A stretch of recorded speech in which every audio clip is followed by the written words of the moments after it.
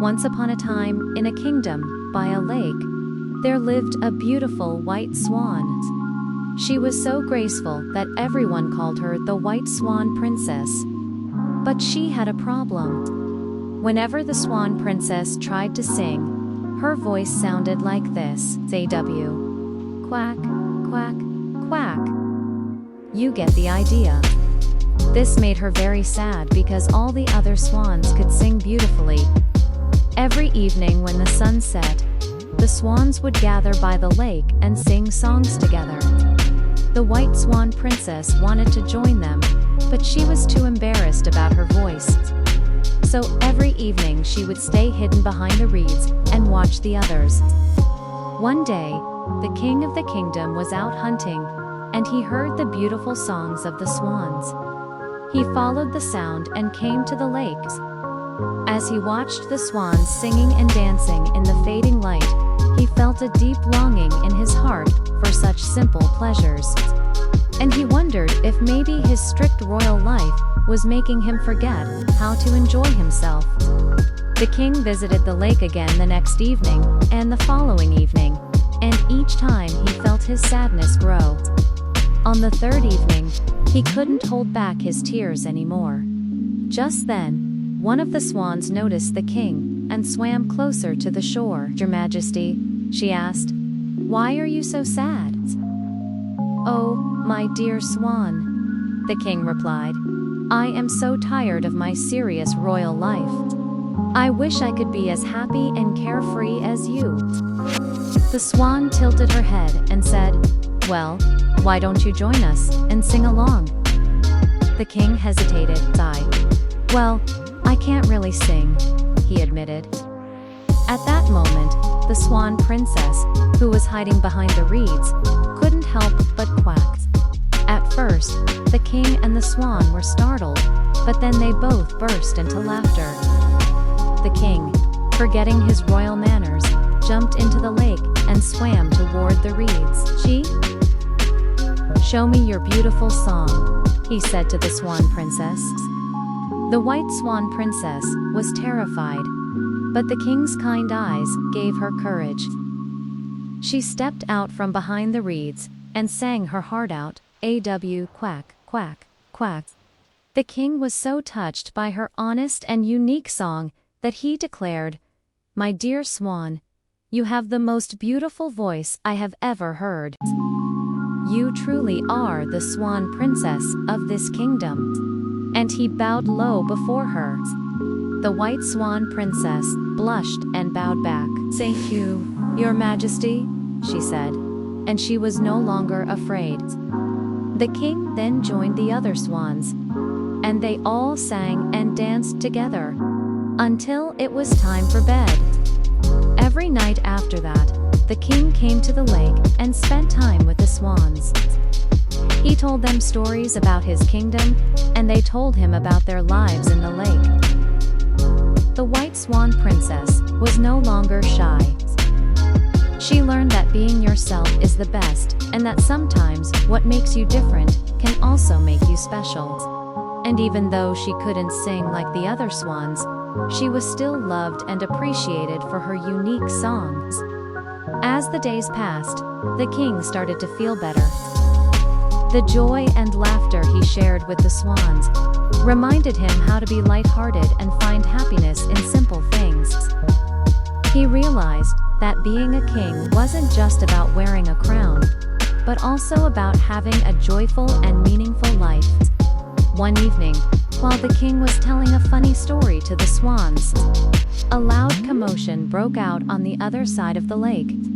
Everyone froze and stared in that direction. A large group of ferocious-looking swans was approaching them, led by a majestic swan with a crown on its head. It was clear that this was no ordinary swan. The majestic swan stopped in front of the king and bowed its head slightly. "Greetings, Your Majesty," it said in a deep, powerful voice.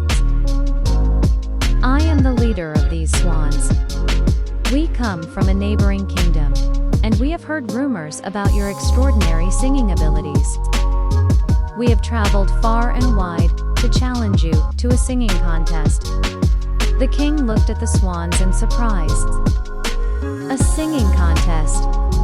But he began. But the leader of the swans cut him off. "Do not be afraid, Your Majesty. If you win, we will leave this kingdom in peace. But if we win, you must give us one of your most precious possessions." The king hesitated. He didn't want to lose to these arrogant swans. But then he thought about how much joy singing had brought him. And he knew he couldn't let those swans take that away from him. "Very well," he said. "Let the contest begin." Each of the king's new friends took turns singing, but none of them could beat the leader of the opposing team. His voice was booming and powerful, and the other swans harmonized perfectly with him. The king was getting worried. What if he lost and had to give up his most precious possession? He thought about his crown, his scepter, and his throne. Which one should he give up if he lost? As the king pondered his options, he heard a familiar quack. The White Swan Princess was stepping forward. "Your Majesty," she said, "may I sing?" The king was surprised. He had never heard her sing before. "Of course," he said. "You may try, my dear swan, but don't worry too much if you can't beat him. You are more than your singing voice." The White Swan Princess nodded and faced the other swans. She took a deep breath and sang, "Quack, quack." The sound of her voice echoed across the lake. At first, it seemed like just another ordinary swan, but then something magical happened. As her song continued, flowers began to bloom around her. Birds swooped down from the trees to dance with her, and fireflies twinkled in time with her music. The beauty and magic of her song filled the entire kingdom. The leader of the opposing team was stunned. He had never heard anything like this before. The White Swan Princess finished her song, and a loud cheer erupted from the banks of the lake. All the animals and plants that had joined her song moments before bowed to her as she floated proudly on the water. The leader of the opposing team approached the White Swan Princess. "My dear Swan," he said, "you have won this contest. Your song was truly extraordinary. We are honored to have competed against you." He removed his crown and placed it on her head. "You are now the true Swan Queen of this kingdom." The king was overjoyed. Not only had they won the contest, but the White Swan Princess had become even more special. From that day on, she was known throughout the land as the magical Swan Queen.